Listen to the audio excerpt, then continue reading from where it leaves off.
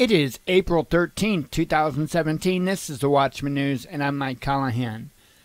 This is a story coming from Huffington Post, but I think it originates with Reuters. Anyway, the headline reads, China warns against force as North Korea prepares celebration. Military force cannot resolve tension over North Korea, China said on Thursday, while an influential Chinese newspaper urged the North to halt its nuclear program in exchange for Chinese protection. With a U.S. aircraft carrier group steaming to the area and tension rising, South Korea said it believed the United States would consult it before any preemptive strike against the North. Fears have been growing that the reclusive North could soon conduct its sixth nuclear test or more missile launches in defiance of UN sanctions and stark warnings from the United States that a policy of patience was over. China, North Korea's sole major ally and benefactor, which nevertheless opposes its weapons program, has called for talks leading to a peaceful resolution and the denuclearization of the peninsula. Military force cannot resolve the issue, Chinese Foreign Minister Wang Yi told reporters in Beijing. Amid challenge, there is opportunity. Amid tensions, we will also find a kind of opportunity to return to talks. While U.S. President Donald Trump has put North Korea on notice that he would not tolerate any provocation, U.S. officials have said his administration was focusing its strategy on tougher economic sanctions. Trump has diverted the USS Carl Vinson aircraft carrier group towards the Korean peninsula, which could take more than a week to arrive, in a show of force aimed at deterring North Korea from conducting another nuclear test or launching more missiles to coincide with important events and anniversaries. Speculation about U.S. military action grew after the U.S. Navy fired 59 Tomahawk missiles at a Syrian airfield last week in response to a deadly gas attack. Wang warned that history would not hold any instigator to account. Whoever provokes the situation, whoever continues to make trouble in this place, they will have to assume historical responsibility, Wang said. South Korean Foreign Minister Yoon Byung-si told Parliament in Seoul he believed Washington could consult Seoul if it was considering a preemptive strike. The United States has about 28,500 troops in South Korea. A Washington-based think tank that monitors North Korea, 38 North, said satellite images on Wednesday showed activity around North Pyongyang nuclear test site on the East Coast that indicated it was ready for a new test. South Korean officials said there were no new signs to indicate a test was more likely, although they said the North appeared ready to conduct a test at any time. An influential state-backed Chinese newspaper said the best option for North Korea and its leader Kim Jong-un was to give up its nuclear program, and China would protect it if it did. As soon as North Korea complies with China's declared advice and suspends nuclear activities, China will actively work to protect the security of a denuclearized North Korean nation and regime, said an editorial in the Global Times, which is published by the Communist Party People's Daily. Japanese Prime Minister Shinzo Abe underscored fears about threats from North Korea, telling Parliament in Tokyo that Pyongyang could have the capacity to deliver missiles equipped with sarin nerve gas. Fear-mongering, huh? A senior Japanese diplomat said the United States was putting maximum pressure on North Korea to resolve issues peacefully while putting responsibility on China to sway its old ally. We will watch what action China takes, the diplomat said. While Japan did not see a high risk of military action, it expected to be consulted by the United States if it decided to attack.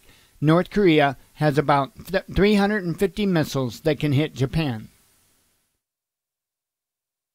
And right here it shows the capacity of the Nimitz-class aircraft carrier. It's got 55 FA-18 Hornets, 4 EA-18 Growlers.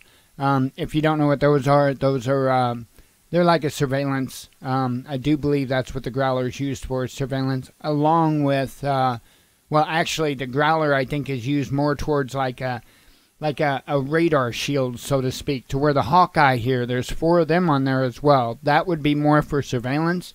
And then the Seahawk, that's whatever type. I don't know if they transport troops in Seahawks or what they do with the Seahawks exactly. So anyway, scores of foreign journalists gathered in Pyongyang for North Korea's biggest national day, the Day of the Sun, were taken to what officials billed was a big and important event early on Thursday. It turned out to be the opening of a new street in the center of the capital, attended by Leader Kim. North Korea marks the 105th anniversary of the birth of state founder Kim Il-sung on Saturday.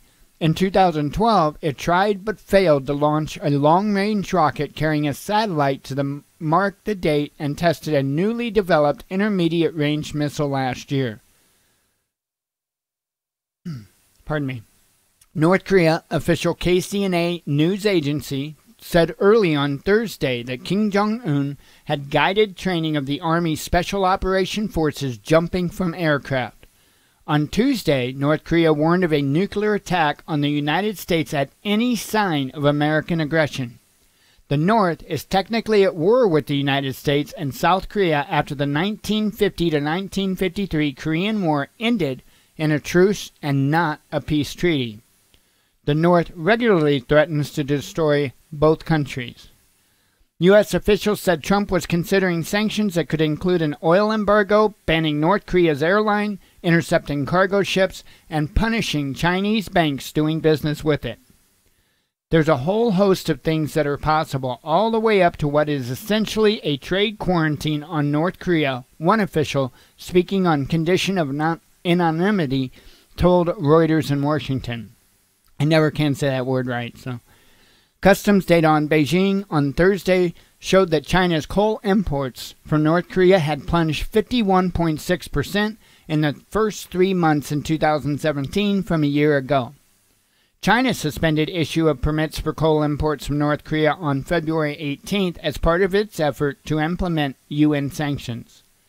Trump and Chinese President Xi Jinping spoke by telephone on Wednesday, just days after they met in the United States for the first time, underscoring the sense of urgency about North Korea.